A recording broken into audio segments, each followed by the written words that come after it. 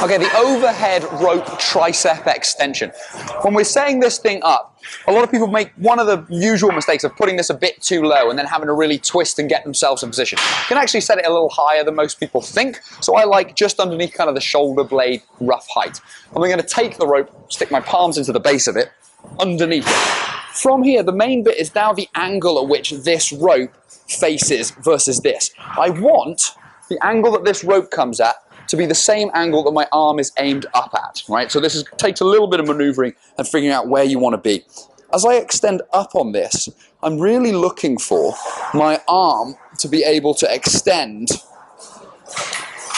in a straight line up on this angle. What I don't want it to be able to do is rotate off position, right? I want the line of this rope to run along the same line that my tricep is going to extend out along.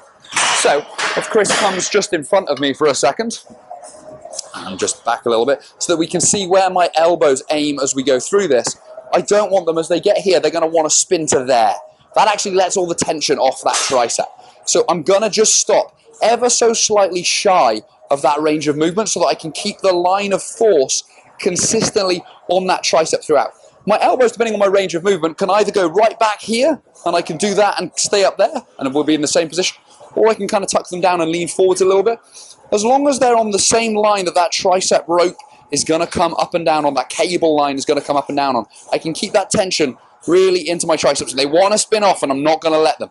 If you've got anyone around when you're doing this, you can get them to hold your elbows in tight with this. I can set a little bit of a lean forward so that I get that angle the same along that line there. That's going to really trash your tricep as you're doing that one. So the key points are that we're not leaning so far forwards, we're not spinning out on any crazy line, we're keeping the elbow extension line exactly the same with no extra rotation around the shoulder as we do that. If you do that, your triceps will fry up real quick, real fast.